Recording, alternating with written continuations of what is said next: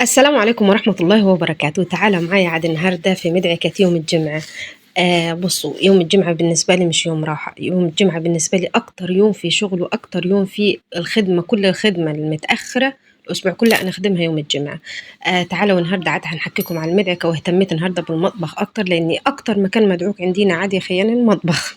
فقررت إني أنا هنمسك المطبخ نديه دعكة نظيفة. يلا تعالوا معايا، وما تنسيش تعملي لايك، لو ما عملتيش لايك اعملي لايك واشتركي في القناة ونوريني وقولي لي انت من وين، ويلا نبدأ. أول حاجة بدأت بيها إني الغسيل، لان احنا الميه عندنا عزيزه شويه، يعني شايفه نفسها شويه، فانا الحق هي الميه سريعه اول الصبح نغسل. لميت عاد المفارش والمصليات والحاجات وغسلت وخلصت من الموضوع ده. بعدين جيت نزلت رحت للطير بتاعي فطرته، حطيت له لحقت الميه برضه هي وقاعده قبل ما تقطع، وفطرته وفتحت له الباب عشان يطلع يتشمس ندخل نبدأ المعركة على نظافة. بصي، الحوض ده مش هينضف، الحوض ده مش هيخلص الحوض ده الحمد لله، يعني المواعين دي حاجة سبحان الله سبحان الله في خلقه، يعني والله يا اخوانا مش هتخلص، ولكن مضطرين نتعامل، وللأسف مضطرين إن إحنا ليل نهار يا تعمل نغسل في المواعين يا تعمل نغسل في المواعين. فأنا قبل ما نبدأ في تنظيف المطبخ كده وأي تنظيفة عميقة نحب نشوف الحوض نظيف عشان يفتح لي نفسي كده. فأول حاجة أنا أعملها أول ما ندخل نغسل المواعين، بص أنفرجكم الكوباية الألمنيوم لما تتغسل يا سلام تشوفوا وشك فيها أتلمع، تبقى خطيرة، مش هنحب نشربه إلا فيها يعني.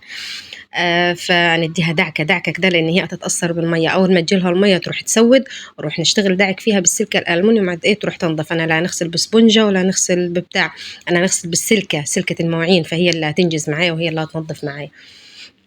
تمام. فتغسلي معوناتك أهم حاجة قبل أي حاجة، عشان يروق لك الدنيا كده، المطبخ تحسيه رايق شوية، تعرفي تتحركي فيه.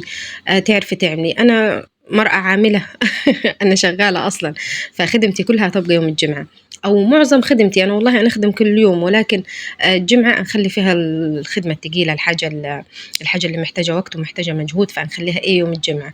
فقلت النهاردة نروق على المطبخ، عاد الجمعة دي نروق على المطبخ لأن إحنا في أسبوع امتحانات الأسبوع الجاي، فمش هنبقى فاضية قوي إني أنا نعمل تنظيفة عميقة لأي حاجة يعني.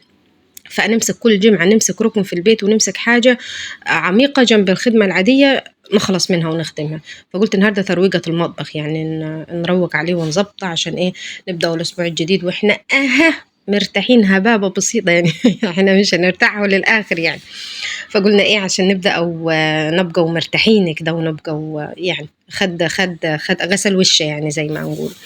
المهم لو ما حطيتيش لايك يلا انزلي حطي لايك يا شيخ، اللايك يدعمني والله، واشتركي في القناة ونوريني وقولوا لي انت من وين. بصوا البوتاجاز برضه زي المواعين، طول ما في مواعين في بوتاجاز مدعوك مش هينضف. فانا يعني ممكن بعد كل اكله انا نروق عليه، ان اديه مسحه وغسله كده. ولذلك هتلاقوني اديني ما شلتش العيون، ما فكتش العيون، لاني نغسل اكتر من مره في اليوم، فمره بنشيله ومره بنشيله. بص الركن ده في المطبخ عندي مش اينضف يعني، دايما مكركب، ودايما لاني تقريبا اسهل ركن عليا، فاي حاجه نروح نسندها فيه. اي الركن اللي هنعمله فيه الشاي، الركن اللي هنعمل فيه الفطور، اللي جنب التلاجة فيه بص علبه مش جوزي شحتها امبارح. فبصوا كل حاجة أي حاجة نشتريها نروح نسندها فيه الركن ده، فدايما أنحسها ركن مدسوس كده. والشوالة دي أنا حاطة فيها شريك لأن إحنا هنعمله كمية كبيرة، فكراتين ما كفتش، فرحت حطيتها في شوالة، نغسل الشوالة ونحطه فيها يقعد زي ما يقعد يعني. فقلت له عاد تعالى عاد النهاردة يتروق عليك أنت ترويقة نظيفة. خدت المصفى بتاعت المعالق غسلتها، وغسلت اسمه مين سخن الشاي، وغسلت القعدة بتاعته، وغسلت المكان، وعاد يا بت روقته، وكل حاجة ملهاش لازمة شلتها، حطيت لفة الجبنة في مكانها. فضيت اللي باقي من الشوالة خلاص في كرتونة لأني خلاص قرب يعني.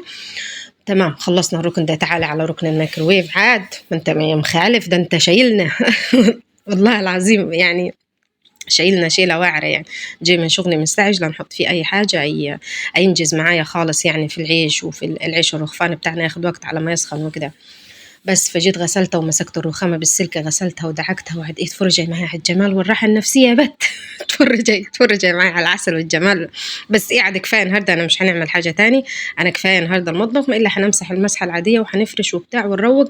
بس كده أنا عملت التنظيفة العميقة بتاعت يوم الجمعة. بصي اعملي لايك واشتركي في القناة وكتبي لي كومنت قولي لي أنت من وين ونوريني، ويلا سلام عليكم.